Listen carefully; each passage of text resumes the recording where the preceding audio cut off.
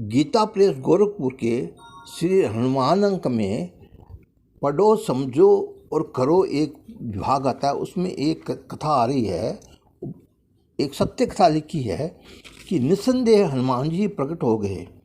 राजस्थान के अंतर्गत मेवाड़ राज्य में स्थित सियारवा ग्राम उदयपुर के महाराणा सज्जन सिंह ने ब्राह्मण को प्रदान कर दिया था तथा इस ग्राम दान के अतिरिक्त उन्हें राज्य की ओर से 1200 रुपये भेंट भी मिलती थी।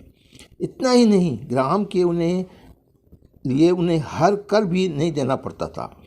महाराणा सज्जन सिंह के उत्तराधिकारी महाराणा प्रताप सिंह निश्चित प्रमाण पत्र अथवा किसी दान पत्र या ताम्र पत्र के लेख के अभाव में ब्राह्मणों को उपयुक्त रकम देना बंद कर देने के साथ साथ पूरे सियारवा ग्राम से कर लेने का भी निश्चय कर लिया।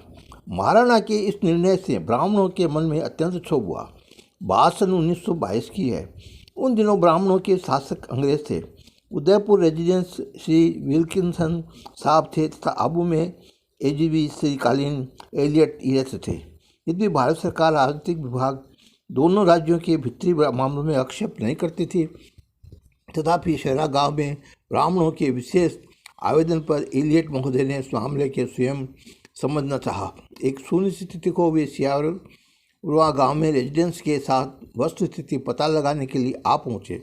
उनके साथ महाराणा फतेह सिंह भी विराजमान थे। सियारवा ग्राम में उदयपुर के सन्निकट ही एक रमणीक स्थान में महाराणा ने एलियट महोदय के पड़ाव का प्रबंध किया।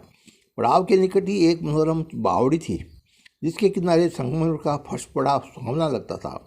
बावड़ी के निकट किनारे पर एक विशाल वृक्ष भी था, पर नीरावस्थान पहाड़ तथा सघन वृक्षों से आच्छन्न था। महाराणा आदि अपने स्थान पर बैठे थे। ठीक सामने सियारवा गांव के ब्राह्मण बैठकर अपने आवेदन का निर्णय सुनने के लिए उत्सुक थे।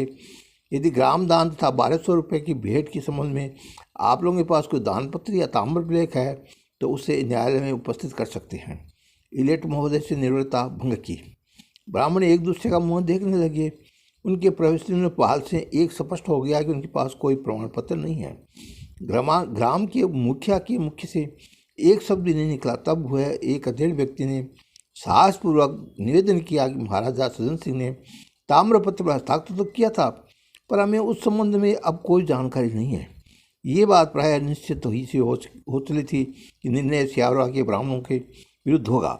अचानक लोगों का ध्यान एक वृद्ध ब्राह्मण की ओर खिंच गया। वह लाठी के सहारे खड़ा था और आंखें बंद कर मन ही मन कुछ गुनगुना रहा था।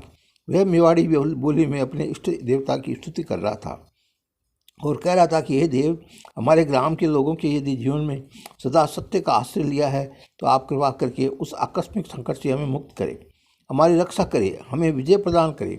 लोग ब्राह्मण को विस्मयकारी दृष्टि से देख रहे थे। सहसा मनुष्य के प्रकार का एक बंदर घने वृक्ष पर से बावली में कूद पड़ा। पल भर में बाहर आकर उसने एक ताम्रपत्र बावली में निकालकर एलियट महोदय के सामने रख दिया और तत्काल वृक्ष पर चढ़ गया। ताम्रपत्र पढ़ा गया। एलियट महोदय को बताया गया कि महाराणा सज्जन सिंह ने ब्राह्मणों की सदाचार, निष्ठा और कर्तव्य परायणता से प्रश्न होकर उन्हें सियारवा ग्राम प्रधान कर दिया था तथा साथ साथ उसे कर मुक्त भी कर दिया था और ताम्रपत्र पर महाराणा की मुद्रा अंकित है। लोग ताम्रलेख आश्चर्यचकित हो गए। वह बंदर हिता समय वृक्ष से उतर पड़ा और लोगों को देखते ही देखते उसने ताम्रपत्र पुनः बावली में फेंक दिया। ताम्रपत्र का सम्मान करता हूँ, अपने पूर्वजों की उदारता की हृदय से सराहना करता हूँ। ब्राह्मणों के प्रति पूज्य भाव तथा सदा निष्ठे मेरी वंश परंपरा की अक्षय निधि है। सियारवा गांव सदा ब्राह्मणों के अधिकार में रहेगा।